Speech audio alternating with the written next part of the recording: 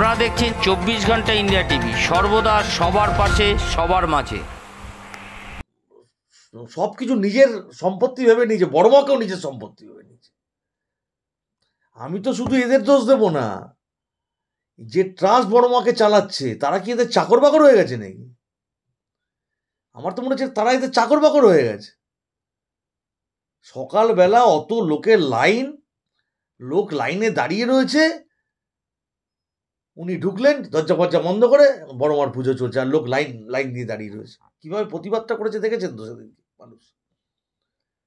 এদের মানুষ বিভিন্নভাবে প্রতিবাদ করছে, এদের মানুষ যত রকমভাবে করার করছে। তো এখন বিষয়টা হচ্ছে যে তারপরেও আমি বলছি যে মানুষ যদি যেটুকু ভোট দিয়েছে আমাদেরকে, নতুন করে যদি এরা চুরি না করে, তাহলে নৈহাটি বিধানসভার মানুষের প্রতি আমার বিশ্বাস আছে। নিশ্চিতভাবে মানুষ নৈহাটি বিধানসভায় পদ্মফুল চিহ্নকে এবং ভারতীয় জনতা পার্টিকে, নরেন্দ্র মোদীর হাতকে শক্ত করবে। নতুন চুরির আশঙ্কা কি করছেন? কাউন্টিং এটা মেশিন বদলে দেয়, স্পেয়ার মেশিনগুলোকে কাজে লাগায়। আপনি জানবেন 210টা মানে 21খানা স্পেয়ার মেশিন এদের কাছে রয়েছে। 21টা স্পেয়ার মেশিনগুলোতে ভোট করাবে, ভোট করিয়ে ওই মেশিন চেঞ্জ করবে। কোন সম্ভাবনা বা ইনফরমেশন আসছে? ইনফরমেশন কি, সাধারণ মানুষকে জিজ্ঞাসা করুন, তারাই বলবে। আমাকে বহু মানুষ বলেছে ভোট লুটটা আটকাস। মানে লুট মানে বলে এখানে লুট না, এখানে তো দিয়ে দিয়েছি যা দেওয়ার, যে যা মানুষ সুযোগ পেয়েছে মানুষ হুড়িয়ে ভোট দিয়েছে। আর এরা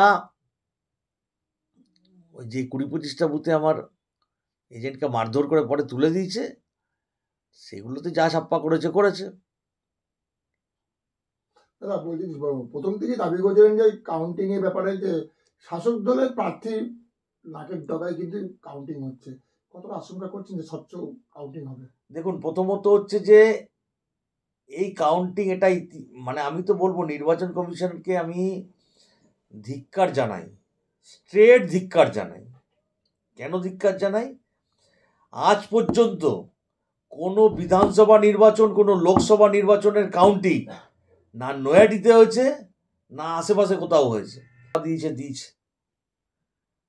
এরপরে যদি আর চুরি না করে, এরা তো কাউন্টিংও অরিন্দার সময় যেগুলো করলো আমরা দেখলাম, এরা কাউন্টিংয়ে যদি আর নতুন করে চুরি না করে, আমি আশাবাদী আমি এই নৈহাটি বিধানসভা আমি মানুষের আশীর্বাদ নিয়ে এই বিধানসভা আমি জিতছি। শেষ পর্যন্ত কতগুলো বুথে আপনি রাখতে পেরেছিলেন এজেন্ট?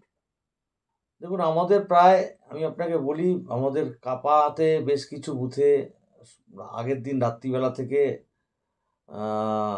এজেন্টের বাড়ি ঘিরে রেখেছিল।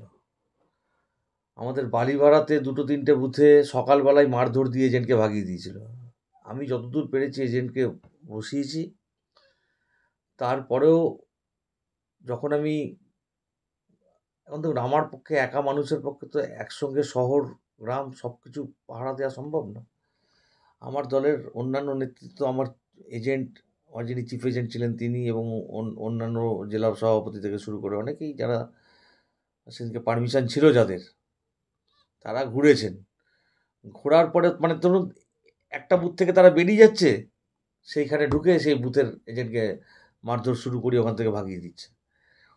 তো এইরকম অনেকগুলো বুথে ভাগিয়েছে, প্রায় 20-25টা মতন বুথে আমি বসিয়ে দেওয়ার পরও ওখান থেকে এজেন্টকে যাতা বলে করেছে। সব থেকে কম ভোট পড়েছে নৈহাটি বিধানসভা উপনির্বাচনে। ইলেকশন কমিশনের রিপোর্ট অনুযায়ী 64.2%। এত কম ভোট পড়লো, যেখানে পার্থভূমিকের নৈহাটি, তার আশেপাশে বিধায়করা খুব প্রভাবশালী। এটা দেখুন, মানুষ, আমি বলছিলাম না, মানুষ এদেরকে পরিত্যাগ করেছে, মানুষ এদেরকে বয়কট করে দিয়েছে আর কি। আর নৈহাটির মানুষ ভয় আসেনি ভোট দিতে। নৈহাটি বিধানসভার মানুষ, এদের ভয়। আগের দিন রাত্রিবেলা তো শাসিয়েছে, যাবেন না। একটা বড় অংশকে তো বাড়ির থেকে এরা বার হতে দেয়নি। আগের দিন রাত্রিবেলা ধমকানো চমকানো, সব যা করার দরকার। ভোট লুট বলতে যা বোঝায়, লুট মানে তো শুধু বুথ লোটা না, লুট মানে সামগ্রিক লুট। এরা সামগ্রিক লুটের সমস্ত প্রচেষ্টা এরা করেছে, তারপরেও 64% ভোট পড়েছে। এটা বাই ইলেকশন, এটাও মাথায় রাখতে হবে। তারপর জানেন আপনারা, নৈহাটির পার্শ্ববর্তী এলাকায় সেদিনকে এমন একটা ঘটনা, মার্ডার ঘটে গেল তৃণমূলের মধ্যে। সব পরিকল্পিত কিনা জানি না, হতেও পারে নৈহাটির বিধানসভার ওপর নজর ঘোরাতে ওই কেসটা করিয়ে দিল। এটা তো যা খুশি তাই করতে পারে, এদের নিজেদের স্বার্থের জন্য এরা যা খুশি তাই করতে পারে। তো সেইটা দেখে, তারপরেও আমি বলছি নৈহাটির মানুষের প্রতি আমার অগাধ বিশ্বাস আছে, ভরসা আছে। আজ এ পর্যন্ত। সঙ্গে রাখুন 24 ঘন্টা ইন্ডিয়া টিভি। দেখতে থাকুন সব জেলার সব খবর সবার আগে 24 ঘন্টা ইন্ডিয়া টিভির পর্দায়। নমস্কার।